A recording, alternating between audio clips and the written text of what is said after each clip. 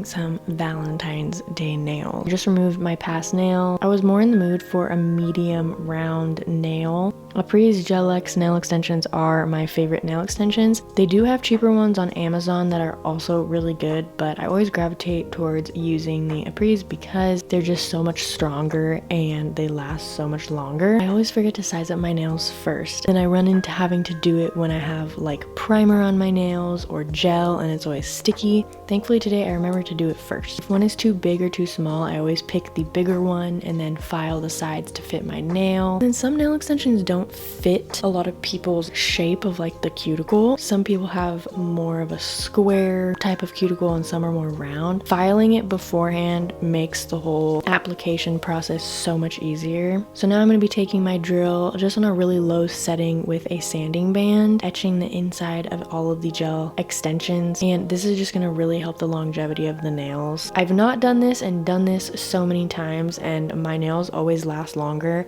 and don't lift at the cuticle when I do this. If I don't do this, they usually end up lifting around the cuticle like within the first week of having them on. Now I'm going to be taking a sanding block and just lightly going on all of my natural nails to also give them a little bit of texture, so everything I'm going to be applying on top of my natural nails is going to adhere to them better. You want to be gentle with your nails, and you know, I do a million things to my nails and I probably do too much.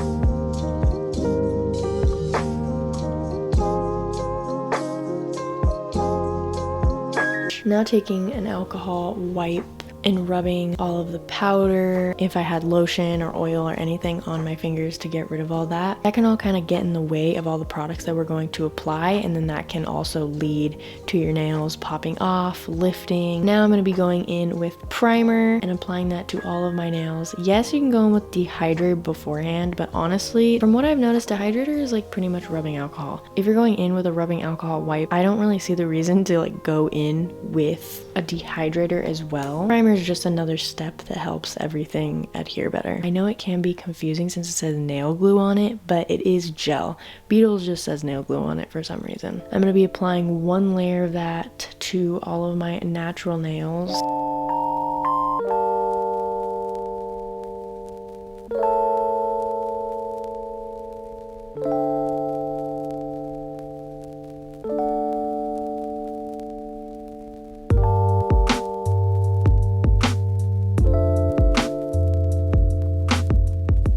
Curing that for 60 seconds. Yes, it's completely normal for your nails to be super sticky after you cure them. It doesn't mean that they haven't cured, it's just a sticky layer. I'm gonna put the like actual scientific word on here. I always forget what it is. But for this step, it's actually so important to not remove the sticky coat. The sticky coat is actually important for everything to adhere properly. From my experience, you want to apply the gel extension to the sticky coat that is on your nail. I have my flash cure light already set up. I'm adding a thin layer of that same gel we just used on the gel extension and then wiping off a little bit more of a glob, and I usually wiggle it down the middle. I've honestly been starting to press it down a little bit further away from the cuticle. You can see I have left a gap there, and then I just press down until the gel fills to the tip of the nail, and then I flash cure it. If it's really hard for the gel to get to the tip of the nail, that means there isn't enough gel applied to the gel extension. You need to add more. And then if it's like crazy overflowing and it's getting everywhere in your cuticle, that usually means that you added too much gel. Once you do these nails for a while, you really get the hang of how much gel to put on for your nails. I kind of press it down in the flash cure light because I can do it fast-ish now because I've done it for so long. Then I hold it in place under the cure light for 10 seconds each.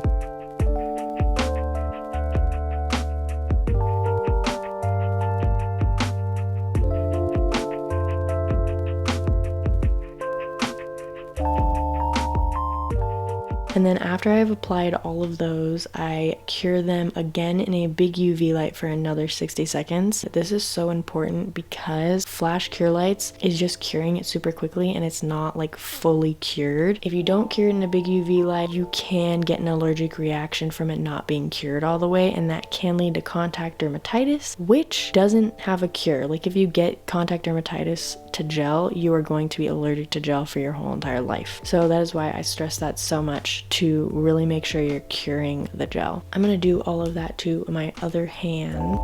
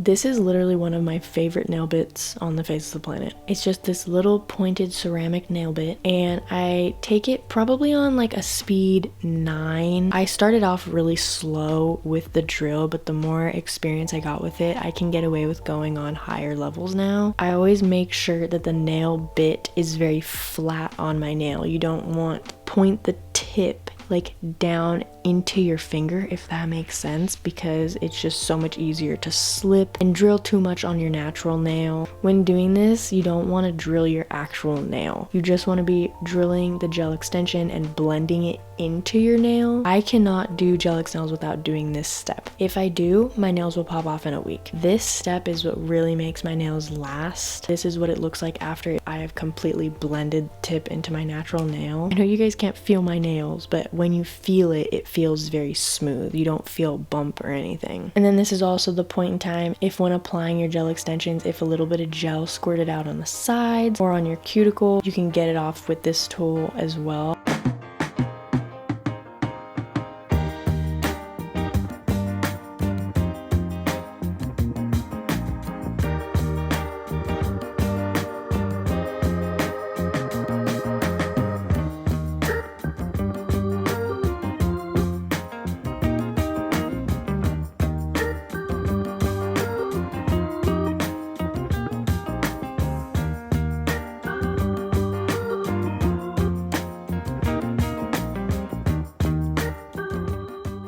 Now taking my sanding band again, I'm going to remove all of the shine from my gel extensions. I've heard a lot of people say that this isn't necessary. I have not done this and done this, and I mainly only use really cheap polishes that I just get from Amazon that are like a couple dollars to $5, because if you know what you're doing and you know how to apply polish, you can get away with using super cheap nail polish. When I don't remove the shine, the polish can peel off and it can chip. You can do this with a buffing block. I do just prefer to do it with a drill.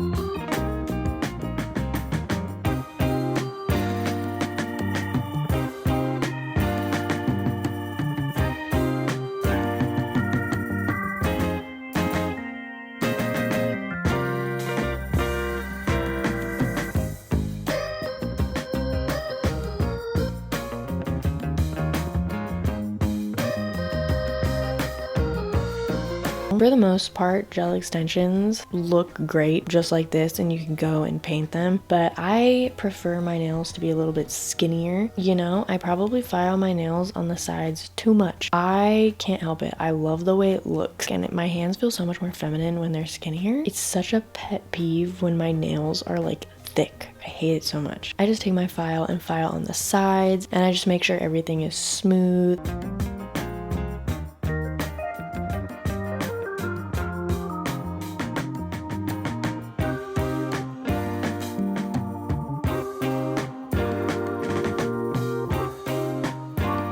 Now getting into the design, I'm gonna take this translucent pink color and apply that to all of my nails.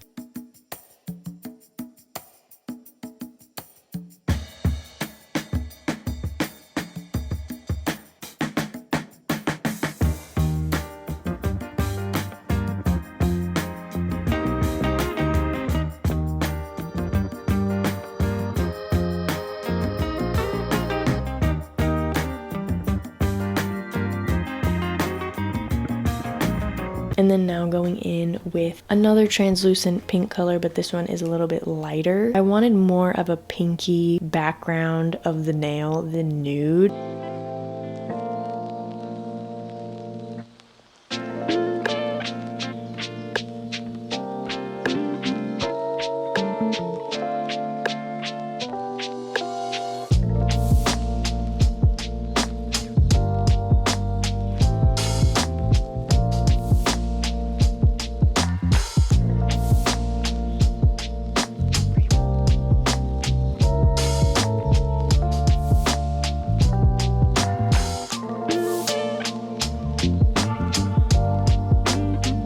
Making sure I cure that for 60 seconds each time. I'm going to be taking red, baby pink, and white nail polish. I find myself always just using paper plates. I have these little nail dishes and stuff, but using paper plates is so much easier because then I don't need to clean them and I can just throw them away. Probably not the most sustainable, but so taking my long nail art brush, I'm first going to be going into my white nail polish and creating a French tip. Thumb, middle finger, and pinky are going to be white, and my pointer finger and my ring finger are going to be light pink. And I mean, you guys can see how I'm creating the French tip. This is my favorite, I guess you could call, hack on how to create a French tip. And once you get the hang of it, you can get French tips down quick. I'm not joking, it used to take me like 3 hours to do French tips, and this took me like 30 minutes. Practice makes perfect. I do start out with a vertical line and then a horizontal line where I want the French tip to end, and then I connect from the sides to the middle line. And then I usually just take brush from the actual nail polish and fill it in. And then honestly, these were pretty opaque, but I think off camera I added a little bit more to certain ones. And usually when I'm doing French tips, I'll just kind of flash cure them really quick and go on to the next one. And then I cure all of them at the end.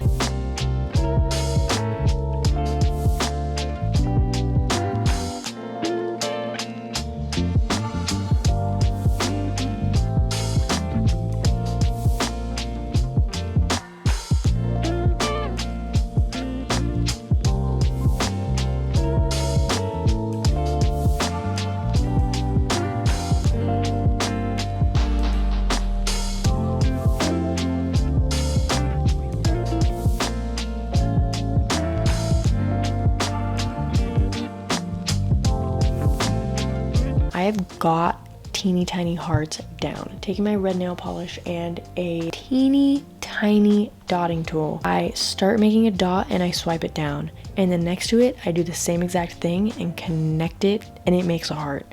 Yes, when I was doing this, and if one didn't come out good, I would just wipe it off and I would flash cure every single one that came out good. So don't feel bad if you do one and then it turns out super wonky and weird. The beauty with gel polish is that everything under it is cured and that you can just wipe it off. Curing all of that for 60 seconds. Going in with my favorite top coat. This one never fails me.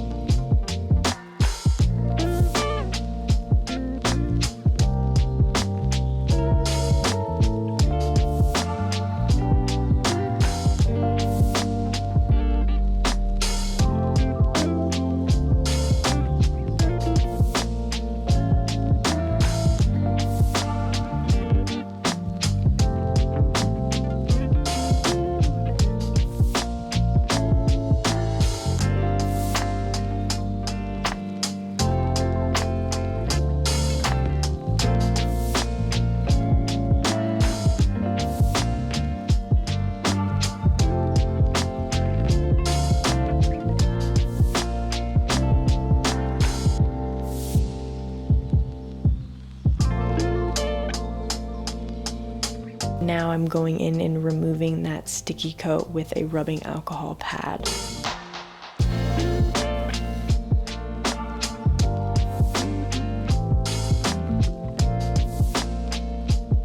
Going in with cuticle oil. All the ingredients and the applicators that I use to make my own cuticle oil are on my Amazon storefront, but I'll link it down below. I don't really do any measurements. I literally just mix all of the oils together that I have on there and put them in these tubes. Doing it super consistently, like 3 times a day, I have noticed a difference in my nails being healthier, less brittle, but I will say consistency matters. Like, you have to do it all the time to get a result for growth, I feel like. That is my Valentine's Day nails for this year. I love how these came out. Super simple, but super cute.